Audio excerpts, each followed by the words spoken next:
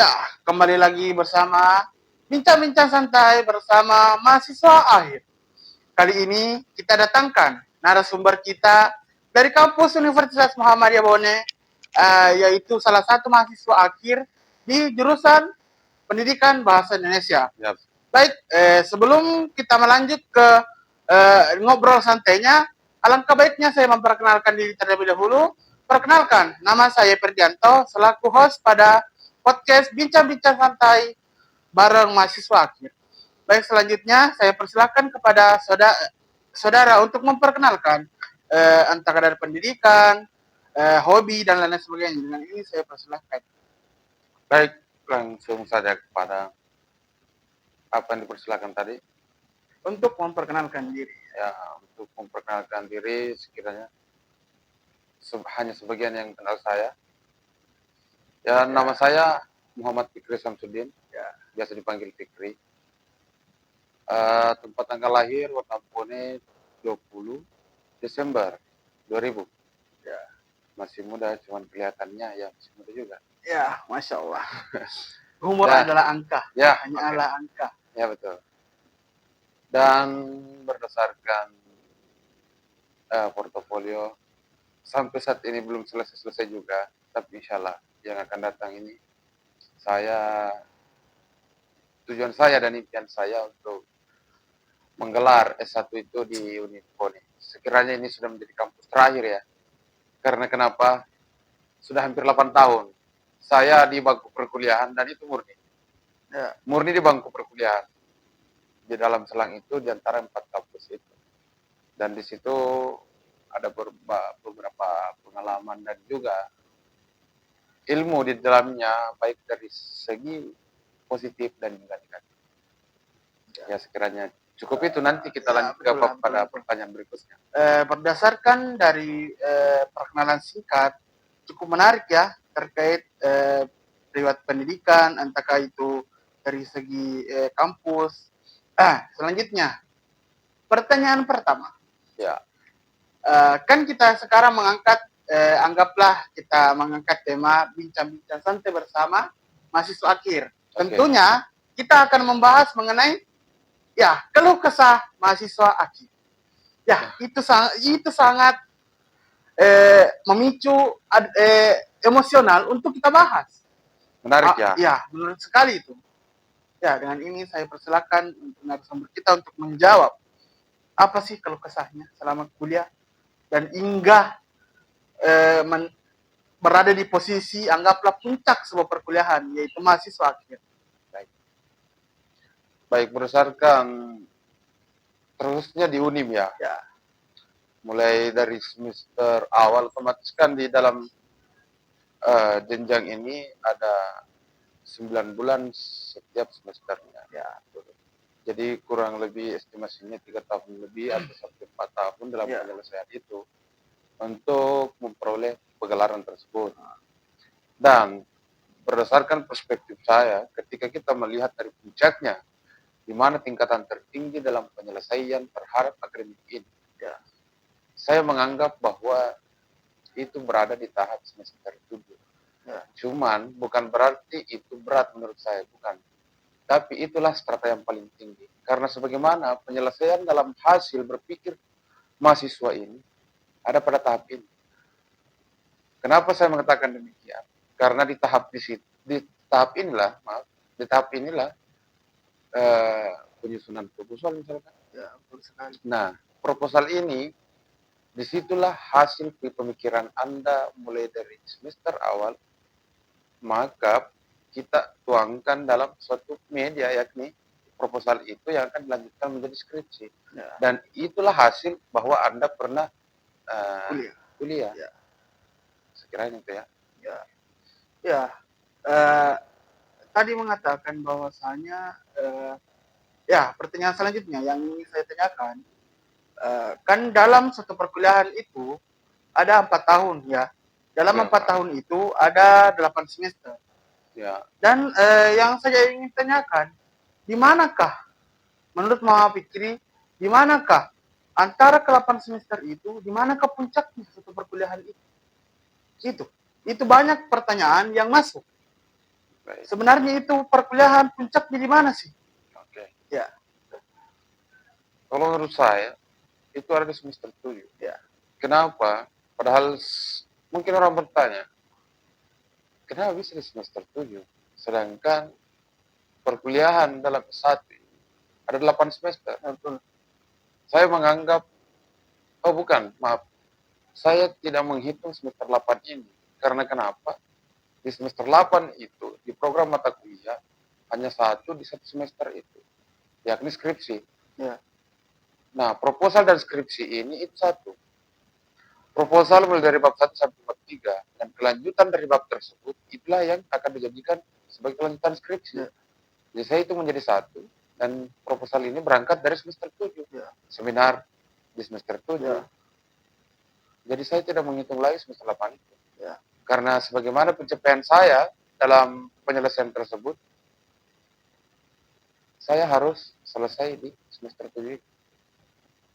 Maksudnya tetap kepada aturan dan sistem yang telah ditentukan, tetap mengikuti prosedur. betul. Nah, mungkin seperti itu.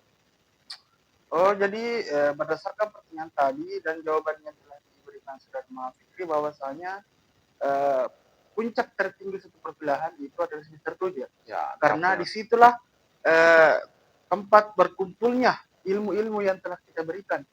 Ya, yang kita yang telah kita dapatkan selama ya, proses perkuliahan. Karena di situ bagaimana kita dapat mengajukan judul nah, dan disitulah kita tuangkan apa yang telah kita dapatkan selama berproses kurang lebih 2 tahun. Ya. Dan selanjutnya saya mau tanyakan karena ada beberapa terbesit bahwasanya Fikri ini kena cas ya. ya, ya. Ya, cas dan mengikuti perkuliahan kembali di semester 3. Dan pertanyaan saya, bagaimana Saudara Muhammad Fikri mengimbangi di antara dua gelar itu? Maksudnya dua gelar, dia juga masih berproses di semester 3 Oke, dan sedangkan dia dituntut untuk menyusun proposal. oke, Ya, apa kendalanya dan bagaimana Muhammad Fikri dapat menyelesaikan itu? oke. Ya, itu. Baik. Baik, saya persilahkan. Oke. Yang pertama saja. Yang pertama, saya saat ini menjalankan proses perkuliahan 2 semester secara bersamaan. Ya, Jadi, jadwal di semester 7 itu bagaimana caranya saya sinkronkan agar di mata kuliah semester 3 ini tetap berjalan bersama dan saya mengikutinya semua ya, dan juga prosedurnya tanpa adanya yang terkendala. Misalkan ya, itu dalam sudut penilaian ya program mata kuliah tersebut. Jadi ya begitu. Sekarang saya kuliah di semester 7 dan juga ikut kuliah di semester 3. Nah, bahkan semester lalu ini yang semester 6 di situ juga sebenarnya 2 semester juga, ya. 4 dan 6. 4 dan 6 karena kan ganjil genap. Nah, mungkin seperti itu. Untuk kendala-kendalanya sekiranya kendala saya terhadap semester 7 sekiranya cukup efisien ya. Kalau dalam paradigma pengetahuan cukup, bukan berarti luar biasa, bukan berarti biasa saja. Ya, Ya. betul. Dan di semester 3 ini sedikit saya mendapatkan keresahan Ya, terhadap potensi yang dilahirkan dalam ruangan itu. ya, Karena dalam ruangan sendiri itu, ketika saya awal mengikuti pembelajaran, ya. disitulah presentasi dimulai. Dan di tahap diskusi lah. Nah, dari situ saya melihat bahwa apakah dialektika terjadi di dalamnya. Dan bagaimana caranya agar kita meningkatkan kualitas dalam perspektif belajar. Betul. Tapi yang jadi tantangan terbesar bahwa orang-orang di situ minat dan tekad dan juga niat untuk belajar sekiranya kurang. Itu berdasarkan perspektif saya. Kenapa saya mengatakan demikian? Karena motivasi untuk menjadi lebih baik melalui media belajar itu sangat kurang dan bahkan ada penolakan secara gestur. Ya. Meskipun tidak langsung dia mengatakan bahwa kami sebenarnya tidak senang belajar. Ya. Hanya mengikuti perkuliahan, hanya sekadar formalitas. Sebenarnya itu perihal yang salah besar. Maka dari situ, saya menganggap bahwa saya mengikuti perkuliahan guna untuk mendapatkan pengetahuan dalam kelas, Ya. ternyata itu tidak sesuai dengan ekspektasi yang ada saat ini. Itu Betul. terkhususnya di semester 3. Nah, sekiranya untuk penyelesaiannya atau solusi yang akan diberikan Ya. itu kembali lagi sama siapa yang mau menjalani. Ya, betul sekali, Kak. Nah, mungkin Kembali lagi, untuk kembali lagi. mengubah diri seseorang itu tidak ada yang bisa merubahnya. Tapi di sini saya Iya. bahkan saya merasa rugi secara Ya, pribadi karena tujuan saya untuk saya ikut untuk mendapatkan ilmunya. Ya betul, sama-sama belajar. Sama-sama kita istilahnya. sama-sama belajar sebenarnya. Iya, iya. Cuman di dalam forum itu seolah-olah yang Oh, lain iya, itu iya. merasa risih terhadap Oh, kehadiran intinya di saya. sini ada beberapa oknum Nah, bahwasanya dia merasa digurui gitu. nah tidak, ya, tidak ternyata tidak seperti itu. Ya, Faktanya iya, tidak. iya. Karena begini ya, kalau kita berdasarkan logika, Iya. orang yang pintar sebenarnya itu tidak pernah merasa bahwa dirinya adalah Ya, pintar. betul sekali. Karena disitulah lahir motivasi Hmm. untuk menjadi lebih baik dan bagaimana melahirkan motivasi untuk belajar. Tidak ada orang yang cerdas, intelektual, Ya. tanpa motivasi belajar. Itu Ya, tidak betul bisa, sekali. tidak bisa. Nah, itu termasuk keresahan saya Ya, sampai saat betul. ini. Jadi saya hanya Oh, ikut dalam semester 3 ini, perkuliahan. Saya menganggap bahwa itu hanya, maksudnya ini tidak semua mata kuliah ya. ya, betul. Ada beberapa yang seperti itu, Ya. tapi itu termasuk keresahan saya. Dan mata kuliah itulah, saya menganggap bahwa kehadiran saya di sini hanya sekadar memenuhi syarat perkuliahan sesuai dengan prosedur, yakni absensi. Ya, betul. Jadi kehadiran saya hanya sekadar formalitas. Ya, betul. Itu kerugian saya yang paling utama. Tapi mungkin dari sisi lain, orang lain, itu dia beranggapan lain juga. Dia tidak merasa rugi, Ya, kan betul, beda-beda. karena orang-orang itu berbeda pendapat Nah. istilahnya, dan tentu orang itu mempunyai pengalaman yang berbeda. Ya, Ya, betul sekali. sekiranya itu ya ya. itu yang tadi. Dan berdasarkan penjelasan dari saudara Muhammad Fikri mengatakan bahwasanya menjalani 2 semester dalam satu orang itu tidak ribet ya. Maksudnya tidak ribet kalau kita menjalani gitu. Dan kendala yang dihadapi ternyata bukan dari segi orangnya, ternyata dari semester yang dijalani itu. Ada beberapa kasus yang didapat bahwasanya tadi Muhammad Fikri mengatakan bahwasanya ada di semester 3 itu kurangnya kayaknya literasi. Betul sekali. Betul, karena kenapa? Saya mengatakan kurangnya literasi karena lagi-lagi bagaimanapun otak kita mengingat suatu pembelajaran itu pasti akan dilupa kalau tidak adanya buku. Oke. Ya, betul sekali itu. Dan pertanyaan selanjutnya, menarik ya. Apa sih motivasi saudara Muhammad Fikri selaku senior ataupun untuk letih-letihnya lah mahasiswa akhir untuk menghadapi yang namanya proposal skripsi dan lain-lain sebagainya, agar dia tidak takut untuk masuk ke jenjang itu? Baik. Karena banyak kasus yang dihadapi bahwasanya mengatakan, saya takut nggak yang namanya proposal. Ya, betul. Menghadapi ya? Ya, menghadapi, betul sekali. Itu yang menjadi keluh kesahnya mahasiswa akhir, dan bahkan sudah menjalar ke maba-maba bahwasanya saya tidak mau kuliah karena istilah bahasa UGI dia mau mulai jam skripsi. Ya, oke. Nah, saya memberikan kesadaran Fikri untuk menjawab. Baik. Ya. Sekiranya langsung kepada poinnya. Ya. Kita berbicara tentang ketakutan. Ya. Sebenarnya ketakutan itu bangkit dari keterpurukan kita terhadap pemikiran kita, bayangan kita, karena ini berada di strata terakhir. Ya. Jadi otomatis ketegangan sebenarnya. Kalau saya merasakan bahwa ketegangan itu hadir di situ. Ya. Ketegangan dalam diri sendiri. Tapi kembali lagi bagaimana cara kita mengimbangi dalam situasi yang seperti itu. Ya. Sekiranya itu bukan ketakutan sih, karena itu hanya salah satu proses yang harus kita lalui. Tapi dari situlah intelektual kita bisa dilihat dan diukur sampai di manakah kita menerapkan pengetahuan itu dan bertanda bahwa kita pernah berpikir selama 6 semester ini. Ya, betul. Jangan sampai kita berada, ini yang paling fatal ya, jangan sampai kita status sebagai mahasiswa sampai di strata yang semaksud tadi, Ya. tidak mendapatkan ilmunya sama sekali. Ya, betul. Dan yang paling banyak terjadi sekarang dalam konteks proposal dan penyusunan skripsi, maraknya terjadi yakni perihal joki-menjoki lah. Ya. Ini lebih halusnya mempekerjakan proposal dan skripsi itu kepada orang-orang yang lebih ahli lah. Ya, betul. Dan itu tidak dikerjakan berdasarkan pemikiran pribadi.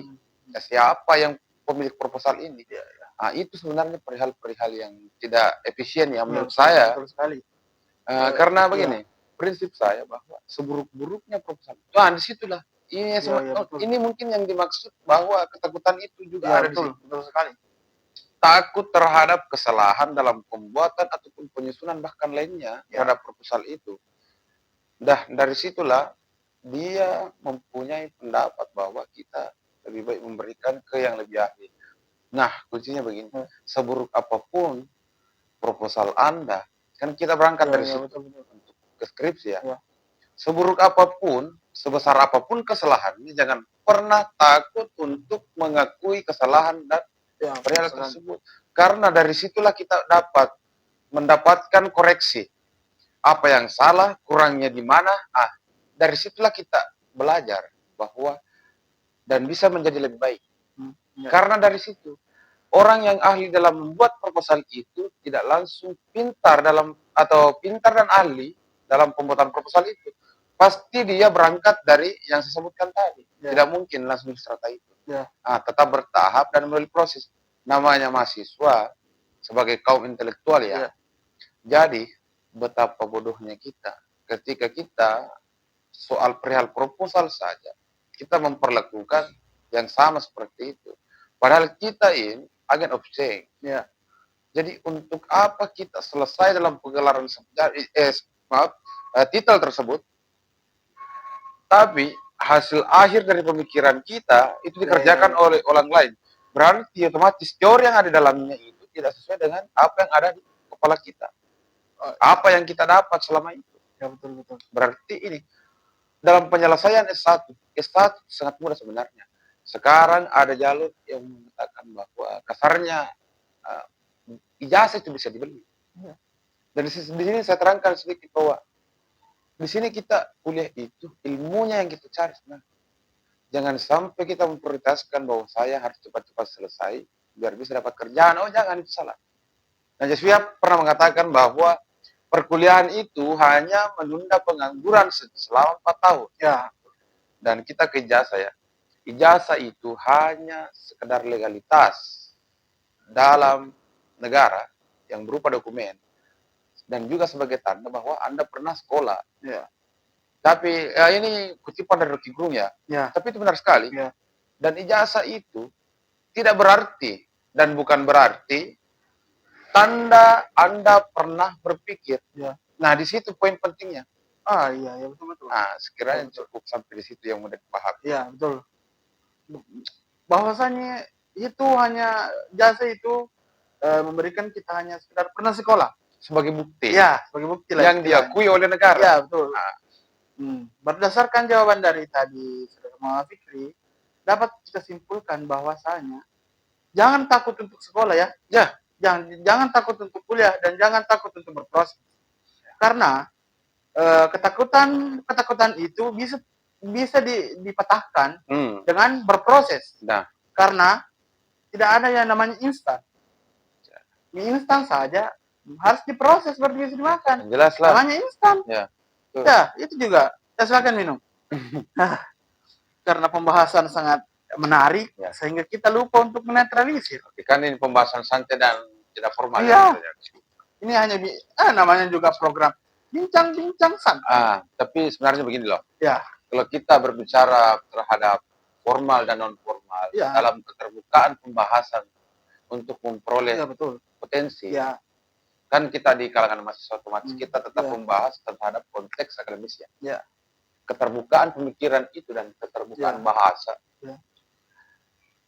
Dan tidak dibawa tekanan. Ya. Itu ketika kita bincang-bincang santai, kita berangkat dari pembahasan yang non formal dulu. Ya, betul. Karena ketika kita berangkat dari tahap, misalkan kita mempersiapkan diri untuk masuk ke dalam pembahasan yang kita sudah ketahui bahwa itu formal, otomatis ada persiapan sebelumnya, ada segala sesuatu yang direncanakan. Bahkan kita memikirkan sesuatu yang tidak efisien di dalamnya. Nah, maka dari itu kita memiliki keterbatasan dalam sharing misalkan. Mungkin seperti itu. Jadi saya itu lebih senang dalam diskusi-diskusi misalkan, ngobrol-ngobrol santai, sharing lah. Kayak begini-begini santai. Kalau misalkan itu sifatnya terlalu formal, sekiranya kayak kaku istilahnya, kaku. Kalau terlalu formal kayak begini, kita tidak leluasa untuk keterbukaan itu. Karena kenapa? Ada yang mengatakan bahwasanya itu ranah belajar adalah kenyamanan, betul? Nah, itu ya. Nyaman. Bagaimana senyaman Anda untuk belajar? Iya, betul. Karena itu sangat berpengaruh dalam aspek psikologis. Karena daya cerna otak itu tergantung dari situasi dan kondisi dan bagaimana orang itu mengelola dirinya untuk memperoleh satu kenyamanan. Karena itu yang paling utama. Bagaimana cara kita untuk menyerap lebih mudah sesuai dengan kenyamanan yang ada. Kalau saya seperti itu sih. Karena ketika saya dibuat tekanan sekiranya apapun itu susah masuk di otak saya, susah. Karena kita terpikat kepada tekanan yang ada. Ya, betul. Jadi bahwasanya itu belajar memang terbukti ya bahwasanya kita belajar itu membutuhkan namanya kenyamanan. Karena berdasarkan tadi penjelasannya bahwasanya kalau kita nyaman, otomatis semua yang kita pelajari dapat dipahami dengan mudah. Ya, ada juga yang pernah saya dapat informasi bahwasanya saudara Muhammad Fikri ini gemarnya namanya literasi. Betul? Enggak juga sih, cuma. Dan bahkan ada beberapa buku yang dia bawa dan bisa dijelaskan kepada penonton. Apa sih buku untuk yang baru mau memulai untuk membaca? Apa yang perlu dimulai dulu? Yang dan mudah dipahami istilahnya. Ya, saya persilahkan. Baik. Untuk beberapa buku ya. Ya, lanjut ya. Pembahasan sampai di persoalan buku ya. Tadi maaf tadi iklan sedikit. Biasa. Ya biasa. Iklan. Lanjut. Pertanyaan tadi mengenai buku-buku apa sih yang untuk pemula istilahnya gitu. Terhadap apa dulu? Pemula kayak kan saudara Muhammad Fikri ini memiliki literasi dan bahkan ada beberapa buku yang telah dibawa dan saya mau tanyakan untuk pemula buku apa sih yang harus dibaca dulu terlebih dahulu agar mudah dipahami karena bobot buku itu berbeda-beda, betul? Ya. Baik. Sekiranya di sini mungkin ada beberapa buku ya dan juga ada yang terpisah dan untuk rekomendasi. Tapi kembali lagi kita sebenarnya suka dalam disiplin ilmu apa dulu? Berdasarkan secara pribadi saya lebih suka terhadap apa yang berbau filosofis. Saya berangkat dari situ, tapi saya tidak langsung di tahap yang seperti itu karena sekiranya dalam tingkat pemikiran dibutuhkan pemikiran yang ekstra dalam memperoleh pengetahuan di dalam. Di sini yang saya rekomendasikan ini berdasarkan perspektif saya. Ada beberapa buku ya. Di sini ada, mohon maaf ya, saya angkat dulu. Ya. Wah, Masya Allah bukunya banyak sekali dan ini hanya sebagian. Masya Allah buku-buku ada retorika, ada sejarah filosofi barat, ada filsafat seni. Oh, rupa-rupanya narasumber kita ini adalah jiwa-jiwa seni ya? Ya betul. Ya, ya. Karena kan Karena ya saya betul sekali karena saya lihat bukunya itu tentang seni semua itu, rata-rata seni. iya sih. Ya. Ya, bisa Baik. jelaskan untuk penonton kita Oke. buku-buku apa saja yang dibawa. Nah, sekiranya kita berangkat dari keresahan terhadap mahasiswa Ya, yang belum berada di tahap semester tinggi, ya, karena saya jelaskan sedikit bahwa kita tidak bisa terpacu dan terikat dalam sudut pandang semester. ya, Itu tidak sama sekali mempengaruhi dari segi kualitas yang dilahirkan oleh potensi. Tidak. Tapi tergantung bagaimana cara orang itu dalam perspektif belajar. Itu saja. Karena bahkan ada yang mengatakan kemarin, ada yang mengatakan ke saya bahwa maaf Kak, ini bahasa ya, halus. junior dan Ya, intan. ya. Dan saya tidak pernah menganggap bahwa saya senior di Ya, ya. Kita berangkat dari situ saja ya. Ya, betul. Karena kenapa? Jangan dia memandang bahwa kita sudah semester 7 Kak. Begitu bahasa. Ya, ya. Kita baru ke semester 3. Nanti ke semester 7 maka bakalan sahur itu tertata. Tidak. Tidak. Mungkin Anda bisa, Ya. mungkin Anda lebih hebat dari saya. Ya. Dan saya tidak pernah menganggap bahwa saya ini lebih atau kualitas punya potensinya. Tidak. Saya hanya menganggap bahwa saya hanya mau belajar dan terus belajar. Dan saya tidak pernah menganggap bahwa ilmu pengetahuan saya cukup. Tidak pernah. Sampai saat ini. Ya. Maka dari itu, saya terus belajar. Dan ada keterbungkaman kemarin. Ya. Jadi, sekiranya kurangnya literasi. Sehingga itu juga berdampak kepada potensi yang dilahirkan oleh mahasiswa. Nah, jadi langsung untuk dasar ya. Sekiranya untuk dasar dalam perihal ilmu secara universal, saya merekomendasikan ada beberapa buku. Ada filsafat pendidikan dan juga filsafat seni. Ya kebetulan filsafat seni kan riwayat saya. Sampai saat ini sekiranya tadi saya sudah sebutkan bahwa ini kampus terakhir. Dan selama 8 tahun itu saya... itu menjadi pertanyaan juga. Kan tadi dijelaskan bahwasanya ada beberapa kampus. Itu hampir kelupaan, guys. Itu loh. Berapa sih kampus dan apa-apa saja nama kampus yang pernah di jenjang pendidikan itu? Waduh. Apakah saya harus... Kalau boleh ya. Dijawabkan ada juga privasinya.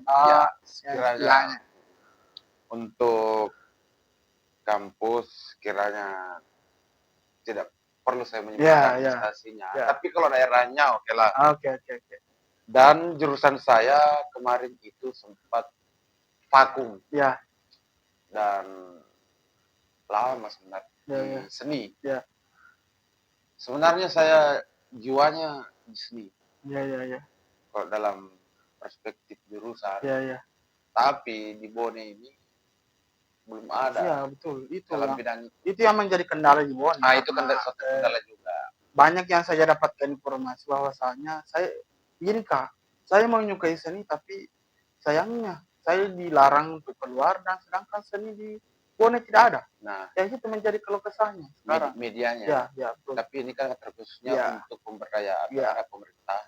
Betul. Jadi kita hanya mengikuti alurnya lah, mekanisme yang telah ditetapkan. Kan kembali lagi ke budaya. Sekiranya nanti ada pembahasan tentang budaya. Oke. Ini ada filsafat seni. Sekiranya sudah tahu kenapa ada buku filsafat seni. Dan ini cara mudah belajar filsafat. Sekiranya ini. Dan ada satu buku lagi yang ketinggalan di rumah ya. Di situ adalah perdana belajar filsafat. Itu yang paling awal. Kemudian ini cara mudah belajar filsafat. Otomatis kita harus tahu dasar-dasarnya dulu. Nah di sini dia. Ini dia di sini menceritakan tentang bagaimana filsafat Barat dan Islam. Ini dalam paradigma secara kritis ya.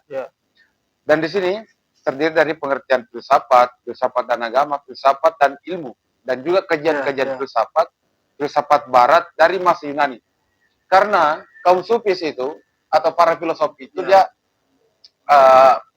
secara kuantitas dia itu terbesar itu di Yunani. Dan memang lebih identik kalau untuk para pemikir-pemikir sufis. Dia di situ. Nah, di sini filsafat barat dari masa Yunani sampai masa modern. Kan otomatis di sini ada perbandingan dan juga pertimbangan dalam statistika dalam pengetahuan tersebut. Dan juga filsafat kontemporer, pemikiran filsafat dalam Islam. Karena kan itu ada berbeda juga. Dan sangat kontradiksi di dalamnya ketika kita membenturkan akal sehat dengan paradigma Islam. Dan sekiranya dalam buku ini menjelaskan juga, jadi saya sangat merekomendasikan. Dan juga ada filsafat etika. Ternyata etika itu juga memiliki unsur filosofis. Itu yang perlu kita ketahui. Karena kenapa? Iya, etika. Nah, itu yang paling penting sebenarnya sekiranya untuk yang ada filsafat ilmu dan juga ini yang mungkin hanya sekedar disebutkan hanya disebutkan untuk menjelaskan ini mungkin durasi enggak 3 hari tidak selesai. 3 hari. Karena kita juga dibuat dengan durasi. Jadi jelaskanlah membuka sebutkan. Inilah saya rekomendasikan untuk penjelasannya. Mungkin bisa dikontak lah, ngopi-ngopi lah. Boleh. Di sini ada beberapa untuk public speaking karena kan banyak betul. yang rentang untuk sekarang. Karena untuk kaum mahasiswa tidak dipungkir bahwasanya public speaking itu memang bekal tak. Nah, bekal tak memang. Dan banyak lagi-lagi dibarengi dengan literasi, Bos. Ya itu dia. Kan ini literasi ini diibaratkan sebagai fondasi untuk berangkat. Dan ini kenapa saya merekomendasikan ini? Ini berdasarkan terhadap realita yang terjadi di lingkup Unimbone yang pernah saya dapatkan. Dan bahkan mahasiswa itu sendiri yang bertanya ke saya. Maksudnya begini ada beberapa. Ini disclaimer di lingkup Unimbone ada beberapa forum internal maupun eksternal lah. Dan ketika selesai forum, bahkan ada beberapa yang bertanya bahwa sebenarnya apa yang harus dipersiapkan untuk beginilah, bagaimana cara berbicara. Nah, sebelum ke situ, saya menanyakan dulu kenapa Anda bertanya ke saya. Nah, berdasarkan penilaian mereka terhadap saya, maka dari itu dia bertanya. Bukan berarti bahwa saya menganggap diri saya ini enggak. Cuman itu berdasarkan penilaian orang. Nah, itulah penilaian sesungguhnya. Bukan penilaian diri kita sendiri. Betul. Nah, itu. Karena kalau kita memuji diri kita sendiri apa sih? Kesannya sombong ya. Bukan sombong sih. Tapi bukan sombong kalau menurut saya, tapi itu berdasarkan ini lagi-lagi ini berdasarkan pandangan orang. Disclaimer ini hanya pandangan Saudara Fikri selaku narasumber kita pada pembahasan kali ini Pandangan saya terhadap itu tadi apa yang memuji diri sendiri. Tentang memuji diri sendiri terhadap kelebihan yang kita punya, sekiranya itu tidak signifikan ketika kita yang mengakui diri sendiri. Betul. Dan saya merasakan itu, saya tidak pernah merasa bahwa kelebihan itu ternyata ada dan itu ada nilainya. Tapi saya melihat dari perspektif orang lain. Jadi kita lanjut. Baik.